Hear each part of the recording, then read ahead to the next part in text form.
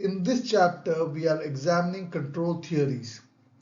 The three theories we are examining are Walter Reckless's containment theory, Travis Hirschi's social bond theory, and Gottfredson and Hirschi's general theory of crime. In this part of the presentation, we shall be discussing Gottfredson and Hirschi's general theory of crime. Michael Gottfredson and Travis Hirschi postulated the self-control theory. They stated that a lack of self-control was the chief source of criminal behavior. In comparison to social bond theory, which located control in a person's relationship with society, the self-control theory located control within the individual. Therefore, the self-control theory saw crime rooted not in the social experience, but in the individual differences that developed early in childhood and had effect across the lifetime. Like social control theory, they took the position that criminal behavior is gratifying. But instead of social bonds, they postulated that self-control is the chief source of resistance against criminal temptations. The self-control theory argued that the development of the capacity of self-control arose in the childhood and depended on the quality of parenting. Rejecting the idea of a biological predisposition towards self-control, they argued good parenting involved monitoring children, recognizing deviant behavior, and correcting it. Gottfredson and Hirschi emphasized the importance of direct control, which parents could achieve by monitoring children closely and punishing misbehavior.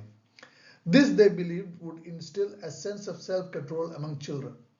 The sense of self-control is associated with the knowledge among the children that their actions have consequences. The absence of self-control, on the other hand, would result in falling prey to temporary temptations, engaging in crime, and not having the level of persistence to succeed at the workplace. The theory asserts that self-control, once established in childhood, would endure throughout a person's life. This explains why, if a child has low self-control and engages in this delinquent behavior early in their childhood, it would lead to stability of offending and crime across the life course. Self-control theory differs from classical theories of crime and positivist theories of crime. In the pure classical theory of crime, people committing a crime have no special propensity. Individuals follow their inclinations to enhance their own pleasures. Crime is prevented through painful consequences for the individual. Positivism introduced the idea that criminals differ from non-criminals because they have some characteristics that make them more conducive to crime. This is related to the concept of criminality, which suggests that people differ to the extent to which they are compelled to commit criminal acts. Self-control theories, in contrast, posit that people differ from each other in the extent to which they can restrain themselves by exercising self-control from committing criminal acts. The theory states that crime occurs when people with low self-control come in direct contact with illegal opportunities. Since most offenses are easy to commit and opportunities for crime are constantly available, people with low self-control become constantly involved in crime. Since opportunities for crime are continually available, the theory argues that the primary determinant of a person's involvement in crime is the level of self-control rather than the opportunities available. Gottfredson and Hirschi identified elements that impact self-control. The first characteristic identified was a tendency to respond to stimuli in the environment. People with low self-control tend to immediately respond to stimuli and also seek immediate gratification. This could be manifested in the form of trying to obtain money without doing work or seeking revenge without going through the legal process by immediately taking matters into their own hands. On the other hand, individuals with high self-control tend to differ in gratification, apply a lot of thought before action, and have a lot of diligence, persist with the process, and work hard to attain the goals they set out for in life. People with low self-control tend to have minimal tolerance for frustration and little ability to respond to conflict through verbal rather than physical means. Another element of low self-control is the tendency for such people to seek adventure and be more physical than verbal. They are usually prone to taking more risks and are less cautious. In contrast, people with high self-control tend to be cautious and verbal. Therefore, people with low self-control tend to be involved in fights or brawls, engage with each other without caution, or move in areas that are generally considered dangerous at late hours. The third characteristic of people with low self-control is that they are averse to long-term commitments. Therefore, they would be less likely to go into education or training requiring a few years that would provide them with a job, or even if they get a job, they would be less likely to see it as a long-term commitment and hold the job. In their personal life, they would be ready to disrupt relationships at short notice, which would result in them having fewer friends and unstable marriages. Individuals with low self-control would be less likely to possess or even value development of cognitive skills and academic qualities. This would mean that they are not able to foster good reading, writing, and mathematical skills. They would therefore be unemployable and likely to pursue vocations which require low levels of such cognitive skills. Crime being an area which require minimal planning and academic skills, it follows that people with low cognitive skills would tend to take to a life of crime. Crime also causes pain and discomfort for the victim. This could be caused by taking away of property of the victim or causing serious physical harm during a robbery or an assault. People with low self-control usually are self-centered and insensitive to the suffering of others. They would be unkind and antisocial and would not hesitate to use violence or deceit to obtain their short-term goals. Gottfredson and Hirschi state that offenders commit a wide variety of criminal acts with no strong inclination to pursue a specific criminal act to the exclusion of others. The offenders also tend to be involved in accidents and death at a higher rate than the general population. In variation with other theories that stress on criminal careers, focusing on one crime, the self-control theory posits that people with no self-control do not specialize in any crime and tend to be involved in a wide range of difficulties in their life, including accidents, inability to hold on to a job, difficulty in retaining friends, and committing crimes of different forms such as property crimes and violent crime.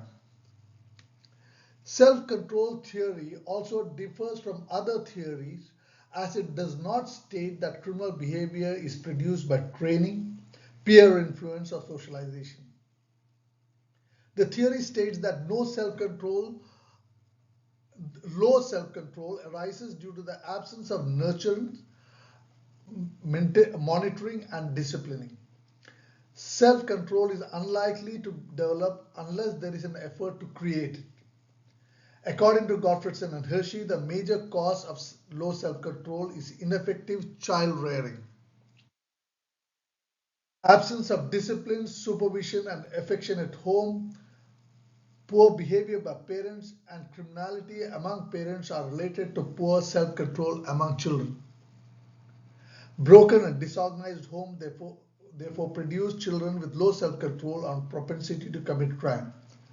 The minimum conditions required for adequate child rearing are monitoring the child's behavior, recognizing deviant behavior when it occurs, and punishing such behavior. These conditions require a high degree of investment by the parents in the child.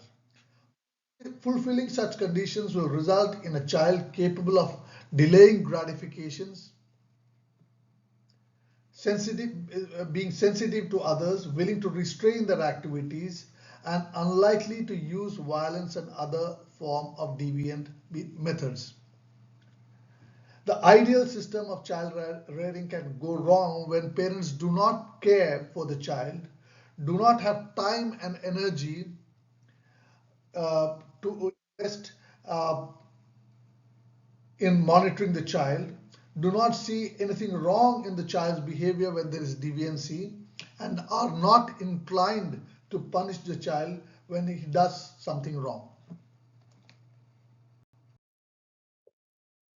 Gottfredson and Hirschi identified factors required to instill self-control in children. The primary factor required was that there should be an attachment between the parent and the child. Parents should be concerned for the welfare of the children. They should spend time on the mental well-being and education of the child as well as taking care of their physical health. Parents who are indifferent or hostile towards the child will not take care of these aspects of the mental and physical well-being of the child. This could lead to child neglect as well as a failure to instill values that would encourage self-control. Parental supervision is required to monitor the behavior of the child and to ensure that he does not indulge in criminal behavior. In case a child commits a mistake or shows a predilection towards unsocial acts, the parent, through supervision, can intervene and train the child to avoid criminality. Parental supervision may vary across the age of a child as well as across genders. This may have an impact on the criminal behavior of children across different age groups in childhood and between males and females. For supervision to have an impact, parents must recognize and act as deviant when it occurs, which would require that the parents also have the right values.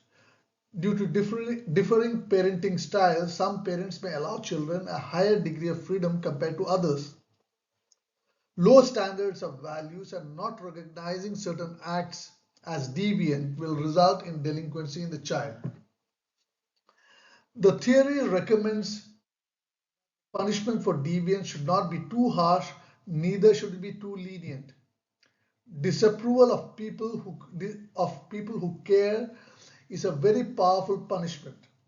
Effective punishment of parents would be sufficient to improve self-control and desistance from crime in the child.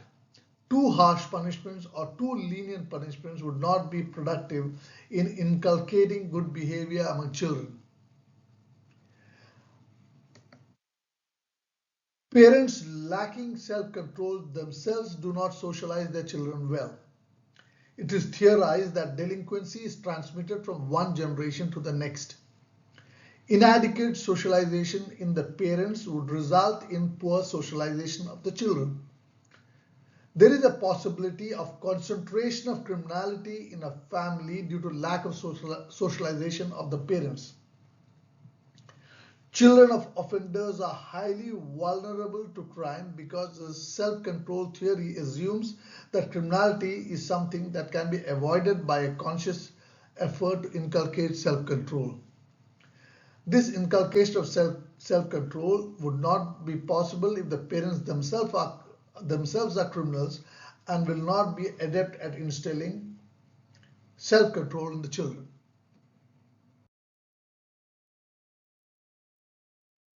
Is a comparison between Hirschi's social bond theory, and Gottfredson and Hirschi's self-control theory. The social bond theory argues that an individual develops social bond with society and these bonds influence criminal behavior. The elements of these bonds were attachment, commitment, involvement, and beliefs developed in their relationship with society. In contrast, self-control theory argues that quality of self-control is within an individual and not in the individual's relationship with society. The innate quality of self-control in individuals reduce criminal behavior. The social bond theory argued that bonds with society were developed when an individual grows beyond childhood and starts interacting with people in society. In contrast, self-control theory stated that the quality of self-control is developed in childhood through values inculcated in the child by good parenting. These values of self-control, once developed, were stable across the lifespan. Hirschi's social bond theory argued that the level of crime varied across the lifespan depending on the quality of the social bond. If the social bond was strong, possibilities of criminal behavior was less, and if social bonds became weak, a person could commit criminal acts. In contrast, the self-control theory stated that delinquency started early in the life and was stable across the life course. They also believed in early onset of criminality and stability in offending across the life course. Gottfredson and Hirschi's self-control theory argued that the relationship between social bond and crime is spurious, as social self-control accounted for both social bonds and levels of crime.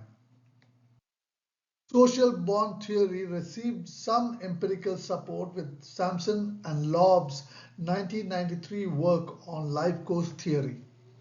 Their research, while supporting the stability of crime across the life course, also agreed with the thesis that there is also change in criminal behavior across the lifespan, with some people growing out of crime and others persisting with it. The concept of trajectories, transitions, turning points based on social bonds to explain the persistence and desistance from crime.